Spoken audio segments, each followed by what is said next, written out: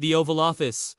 The most powerful room in the world. Quiet, serious, and definitely not a place for little yellow troublemakers. But one day, a tiny yellow hand pushed the big white door open. It was Kevin, Stuart, and Bob, the Minions, on a top secret mission. Their goal? Sign a very important paper on the president's desk. What could possibly go wrong? What's that?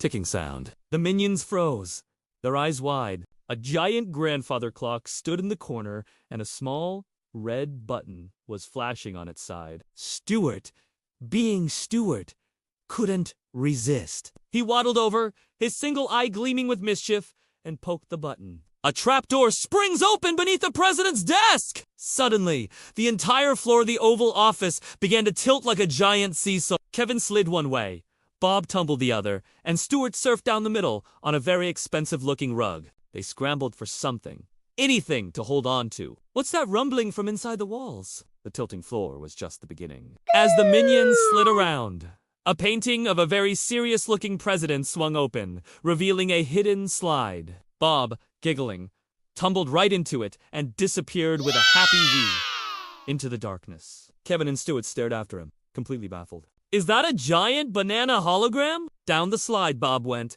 landing in a pile of soft cushions in a secret room. But this wasn't just any room. It was a high-tech command center, and Bob had just landed on the main console. A massive hologram of a banana flickered to life, spinning right in the middle of the Oval Office above.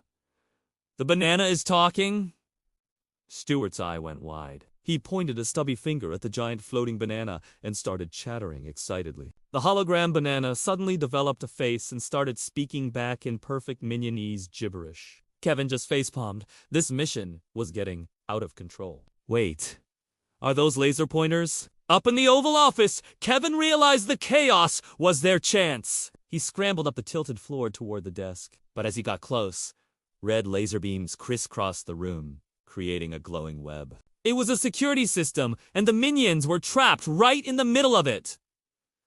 The lasers are playing music. Stuart, never one to be scared, saw the lasers not as a threat, but as a giant guitar. He started plucking the red beams, which made silly bowing and twang sounds. Soon, he was playing a catchy tune, dancing around while Kevin tried desperately to dodge the musical trap. The floor is turning into a ball pit. Bob, still in the secret room, was pushing every button he could find. He hit a big green one, and suddenly, thousands of colorful plastic balls rained down from the ceiling of the Oval Office, filling the room. The tilting floor was now a giant, wobbly ball pit. Something is swimming in the ball pit. Kevin, trying to swim through the sea of plastic balls towards the desk, felt something brush against his leg. He looked down to see a robotic shark fin circling him. It seems the security system had a few more surprises in store for them.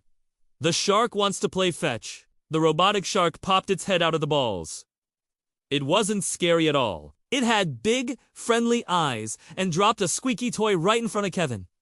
Kevin, confused but always polite, threw the toy. The shark happily chased it, splashing balls everywhere.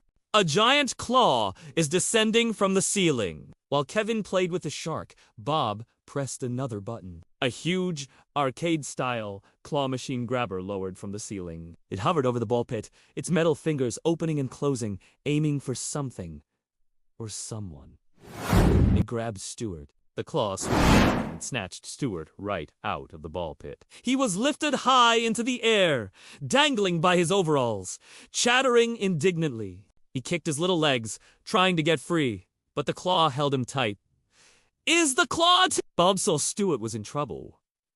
He frantically mashed a yellow button on the console. Up above, two giant robotic feathers popped out from the claw and started tickling Stuart. He went from being annoyed to laughing uncontrollably, wriggling in the air. The president's chair just sprouted rocket boosters. Kevin finally made it to the desk, but the executive order was just out of reach. He climbed onto the president's big leather chair, but as soon as he sat down, rocket boosters ignited from the bottom with a loud whoosh. The chair is flying? The chair, with Kevin clinging on for dear life, zoomed around the room like a runaway It did loops around the floating banana hologram and dodged the tickle claw holding Stuart. Bob, watching on the monitor below, cheered loudly for the chaos he was creating. It's heading for the window. The rocket chair aimed itself directly at the big, bulletproof window overlooking the White House lawn. Kevin's eyes were as big as saucers. He pulled on the levers, trying to steer. But the chair had a mind of its own. A giant airbag deployed. Just before impact, a massive airbag exploded from the front of the chair, bouncing Kevin and the chair safely off the window. They ricocheted around the room like a pinball, bumping into walls and sending portraits askew. The room is filling with bubbles. Bob, seeing all the fun, decided to add to it. He flipped a switch, marked emergency celebration. Suddenly, bubble machines emerged from the walls, filling the entire Oval Office with a storm of shimmery, floating bubbles. It was a disco party of chaos. Are the bubbles sticky? Kevin, now free from the chair, reached for the executive order. But as he touched a bubble, his hand got stuck. These weren't normal bubbles. They were super sticky. Soon, the minions were covered in them, sticking to the floor, the walls, and each other. The fire sprinklers are going off. The bubbles triggered the smoke detectors. The sprinklers kicked on. Not with water, but with grape soda. Purple liquid rained down, washing away the sticky bubbles but turning the entire Oval Office. And the minions. A lovely shade of purple. Is that a tiny pen? In the middle of the purple! Bubbly! Ball-filled chaos! The executive order floated gently down from the desk and landed right in front of Bob, who had finally found his way back up. He picked up a tiny crayon he'd had in his pocket the whole time. Did he just sign it with a drawing? Bob looked at the very important document.